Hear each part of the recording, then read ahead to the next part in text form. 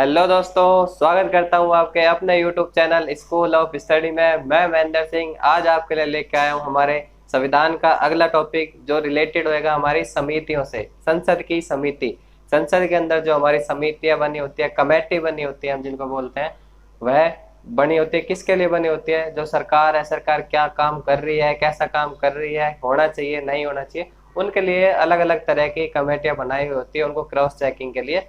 तो उन कमेटियों के बारे में हम एक एक करके बात करेंगे।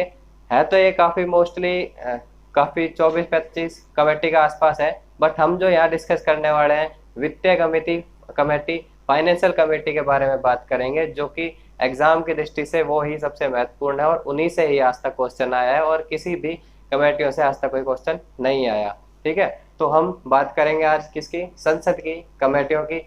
उससे पहले आप लोगों से रिक्वेस्ट करूंगा, please like share and subscribe जरूर करें हमारे चैनल को, ताकि हम भी आपके लिए बढ़िया बढ़िया कंटेंट लाते रहें। चलो स्टार्ट करते हैं हम आज का सेशन जो रिलेटेड होएगा संसद की समिति से। संसद की समिति या पार्लियामेंट कमेटी, इनके बारे में बात करेंगे। तो जो हम बात करने वाले हैं किनकी? फाइनेंशियल कमेटी के बारे में, जिसको हम क्या बोलेंगे? वित्तीय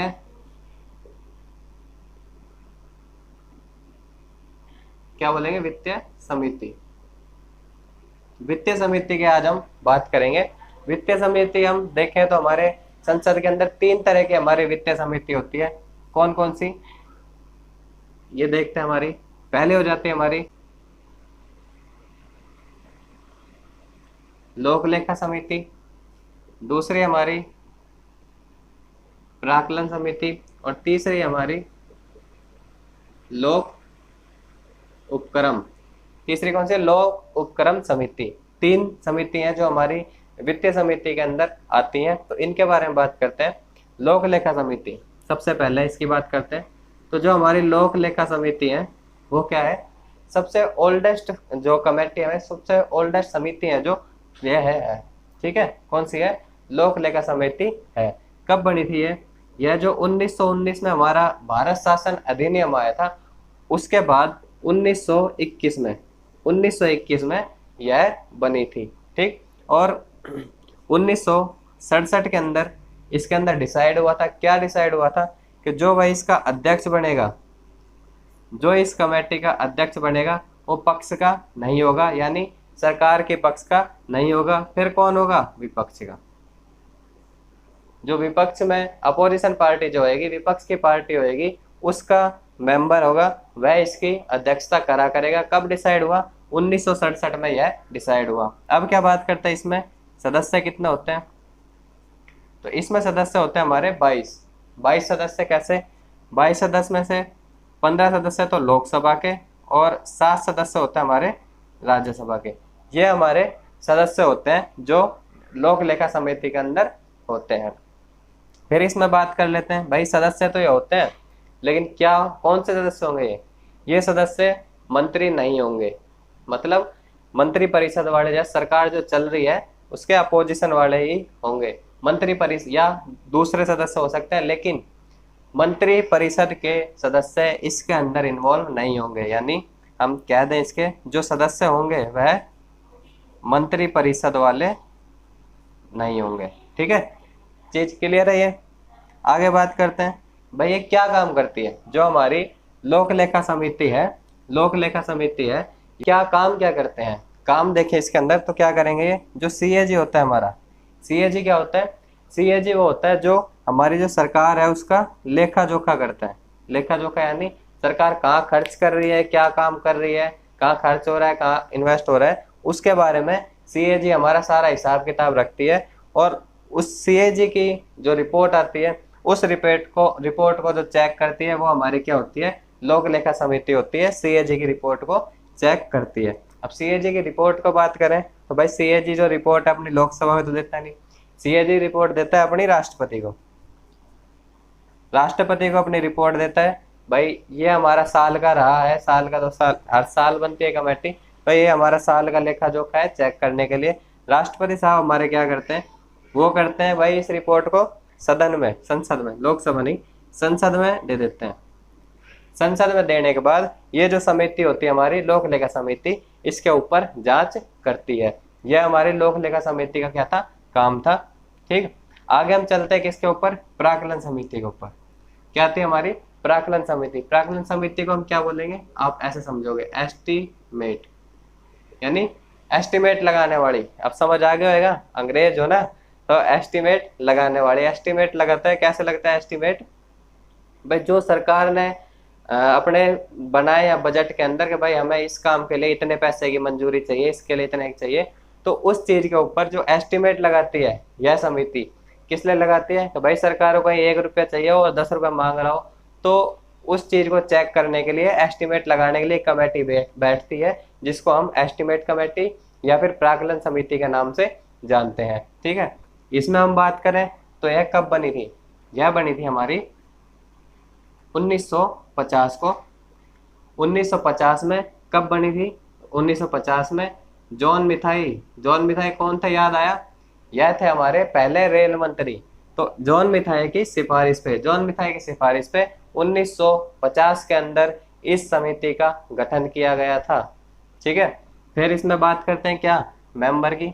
तो इसमें मेंबर कितने होते हैं, इसमें मेंबर होते हैं हमारे 30 मेंबर होते हैं, और सारे के सारे लोकसभा से होते हैं। इसमें 22 थे, इसमें 30 मेंबर है, और सारे के सारे कहाँ से है, लोकसभा से। एक चीज इसमें रहेगी, जो इसका अध्यक्ष था, हमने बता तो दिया विपक्ष का होता है, लेकिन इसको अपॉइंट कौन करता है, यानी इसको नियुक्त कौन करता है, नियुक्त करता है हमारा लोकसभा का अध्यक्ष। लोकसभा का अध्यक्ष इसको अपॉइंट करता है, नियुक्त करता है। ऐसे इसके अंदर बात आती है, तो इसमें क्या है, इसके अंदर भी जो इनका अध्यक्ष होता है, अध्यक्ष की जो नियुक्ति होती है, नियुक्ति कौन करता है, हमारा लोकसभा अध्यक्ष।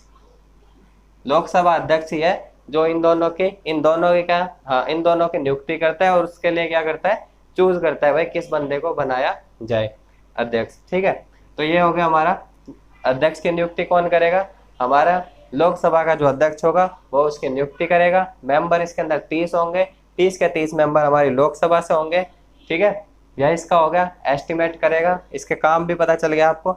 अब हम आगे चलते हैं क्या, हमारी लोक उपक्रम समिति की ओर। लोक उपक्रम समिति हमारी कब बनी थी, 1964 में।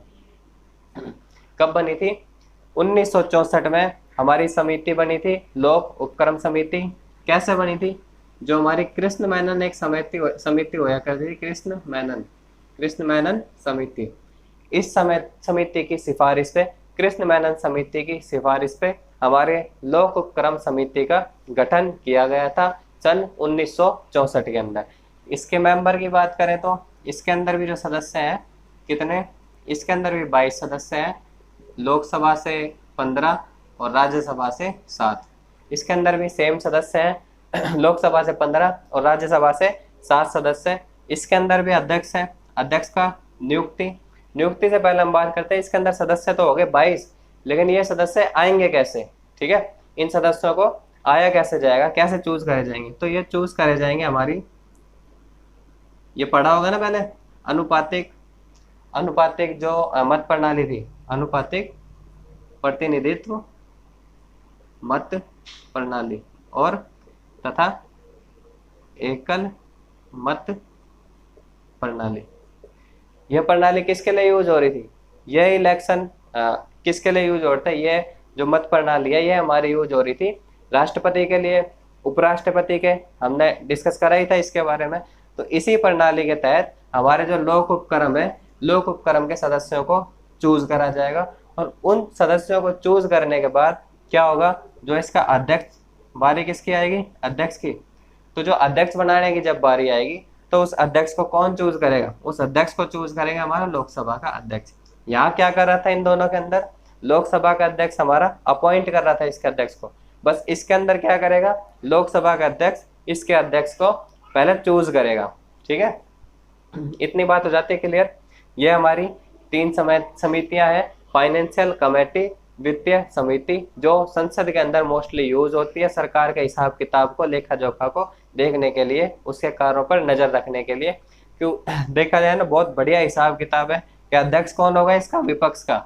जब काम कर रहा है और उसकी चेकिंग करी जा रही है उसकी रिपोर्ट की, सीएजी की, और चेक कौन कर रहा है? विपक्ष का नेता। तो विपक्ष का नेता तो भाई उजागर करेगा अगर छोटी सी भी गलती मिलेगी। तो सही है, क्रॉस चेकिंग के लिए बढ़िया प्रोसेस बनाया हुआ ताकि सरकार की चीज़ों को पकड़ा जा सके अगर कोई गलत काम करती है तो। ठीक है, यह थी हमारी संसद की समितियों के बारे में। कैसा लगा आपको हमारे सेशन, बताइएगा कमेंट बॉक्स में। Thank you.